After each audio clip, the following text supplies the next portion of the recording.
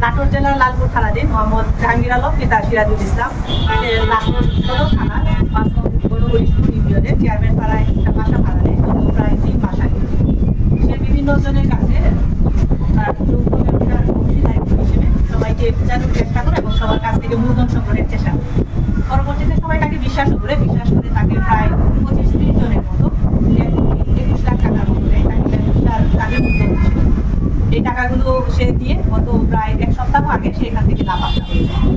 তারপরে পরবর্তীতে বিভিন্ন জন আমাদের কাছে এসে অভিযোগ দেওয়া শুরু করে, সেই অভিযোগের প্রেক্ষিতে আমরা তাকে খোঁজার চেষ্টা করি, যেহেতু সেখান থেকে বাসা যে ভাড়া নিয়েছিল সেখান থেকে চলে যায়। পরবর্তীতে আমরা আমাদের তদন্তের মাধ্যমে, তথ্য প্রযুক্তির মাধ্যমে তাকে আমরা বাগাতিপাড়া থানা থেকে গ্রেফতার করতে সক্ষম হই। আমাদের কাছ থেকে ৫০,০০০ টাকা নিছে আমাদেরকে গরু দেওয়ার কথা বলে। এখন সে আমাদেরকে টাইম দিচ্ছে ১৭ তারিখ দিয়ে, সে ১৭ তারিখে সকালবেলা বাসা থেকে গোসল নিয়ে পালিয়ে যায়।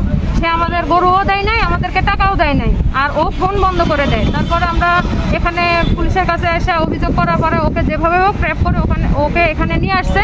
এখন চাই যে আমাদের গরিবের সবার টাকা যাতে ও ফেরত দেয়, আর ওর যেন কঠোরতম শাস্তি হয়, যেন কোনো এলাকায় যায় আর কোনোদিন কারো কাছে এভাবে বাটপারি করে টাকা নিতে না পারে।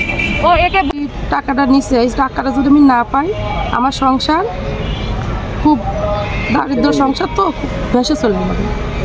কত টাকা? ৬৫,০০০ টাকা নিচ্ছে। আমার জাহাঙ্গীর নাম চিটার।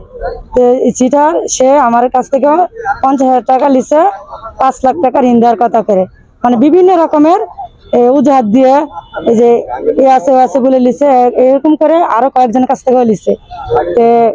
ডেট দেয়, এই দেয়, ওই এক ডেট যায়, ওই ডেট যায়। আর এর বিচার মানে আমরা টাকাটা যেন আমরা পাই, আর ওর বিচার যেন হয়, যে সুষ্ঠু মানে আমরা হয়। আর কারো যদি এরকম বিচারকে না করে, এমন দেশে আর কোনো বিভ্রান্ত যেন না ঘটায়, এরকম করে তো আরো করতেও পারে।